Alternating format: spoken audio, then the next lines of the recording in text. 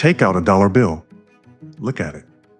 It's cotton, linen, and green ink, worth maybe a few cents as paper. You can't eat it, you can't build with it, and yet hand it to a stranger and they'll give you a coffee, a sandwich, an hour of their time. Why? Why does everyone agree that this little rectangle is worth something? The answer is one of the oldest and most powerful ideas humans ever invented, and once you see it, money will never look quite the same again.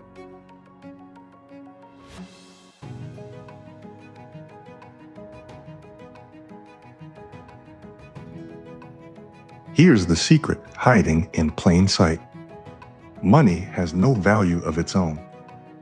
A dollar isn't valuable because of what it's made of. It's valuable because of what we all agree it means. Money is a shared story, a kind of trust you can carry in your pocket. Economists describe it by what it does.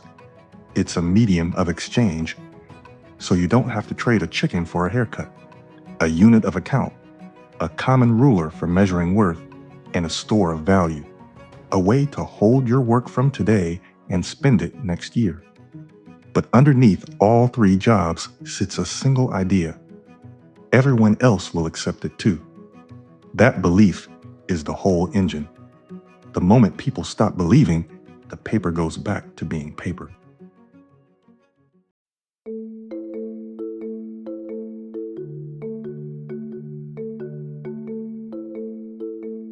So where did money come from? The story we're usually taught goes like this.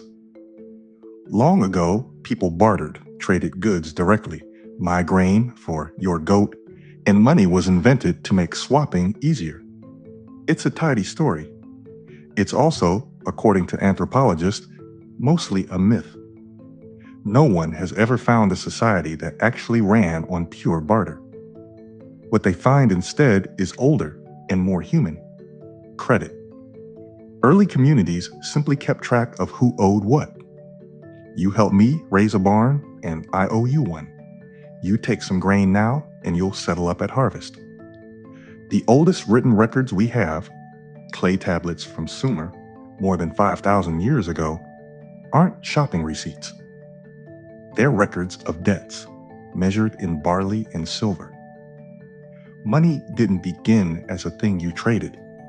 It began as a way to remember trust, to keep score of our promises to one another.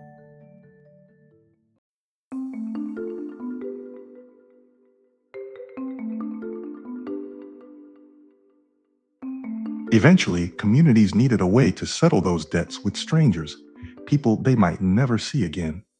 And they found that some things simply worked better as money than others. The winners shared a few traits. They were durable, portable, easy to divide, hard to fake, and scarce enough to be worth something. Cultures tried cattle, salt, grain, and cowrie shells, and again they arrived at metal, especially silver and gold. Metal doesn't rot. You can split it into precise amounts, and there's only so much of it in the world. Then, around 600 BCE, in the kingdom of Lydia, came a breakthrough: stamped the metal into standardized coins. Now you didn't have to weigh and test every lump of silver. The stamp did the vouching for you. Each coin carried a promise: this is real, this is how much, guaranteed. For the first time, trust was something you could mint.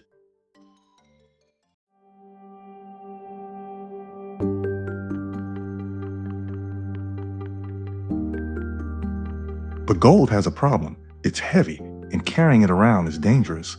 So people began leaving their gold with someone trustworthy, a goldsmith, and later a bank, and taking a paper receipt in return. That paper said, in effect, the person holding this can trade it back for real gold anytime.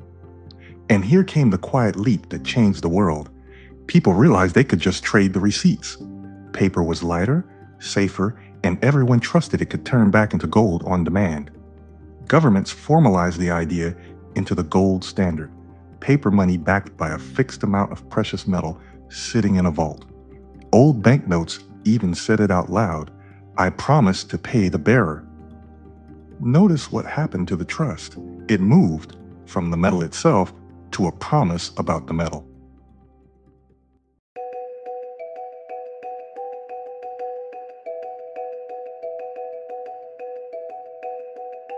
Then came the 20th century and two world wars that reshaped everything. In 1944, with much of the world in ruins, delegates from 44 nations gathered in Bretton Woods, New Hampshire, to design a new financial order. The deal was elegant. Other countries would tie their currencies to the US dollar, and the dollar, and only the dollar, would be tied to gold, fixed at $35 an ounce. America held most of the world's gold at the time, so the arrangement made sense. Just like that, the dollar became the anchor of the entire global economy, and gold was still there, quietly underneath it all, holding the system steady.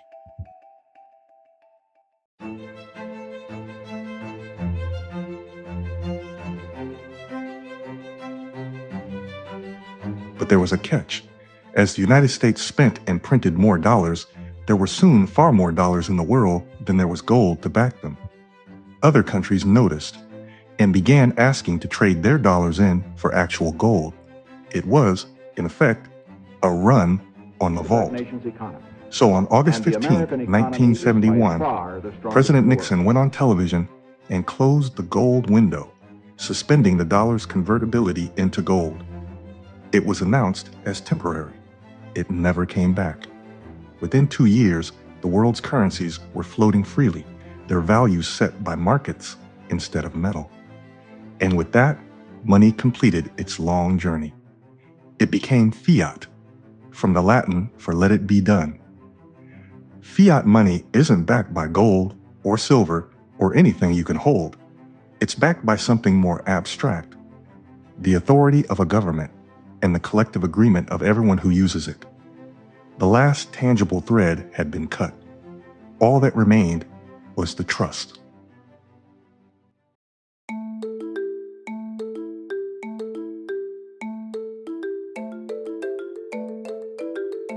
Which raises a fair question.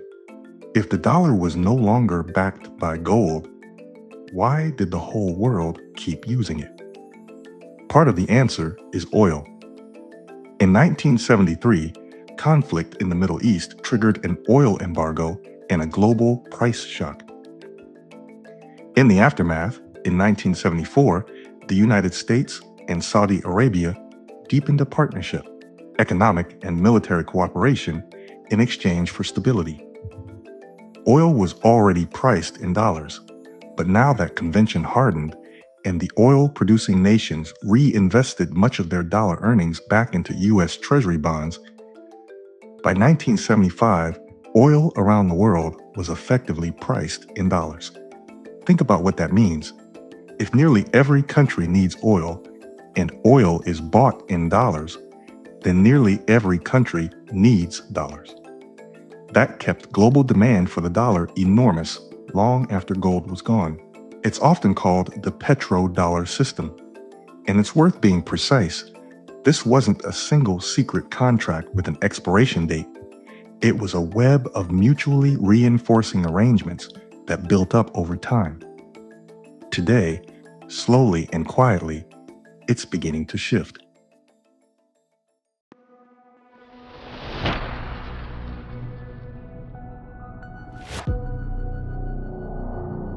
So is money real? The paper isn't. The metal was never really the point. What's real is the agreement. Money is one of the most powerful technologies our species ever built, a way to turn trust into something you can carry so that millions of strangers who will never meet can still cooperate and trade and build. Its value doesn't come from gold in a vault. It comes from all of us, from a shared story that we choose every single day to keep believing. That story has changed its costume over 5,000 years, from promises to shells, to coins, to gold, to paper, to pure agreement. But the idea underneath it has never changed. Money isn't a thing. It's trust, made portable. Thanks for watching Educating with Dr. Jones. If this changed how you see the bill in your pocket, subscribe, and I'll see you in the next one.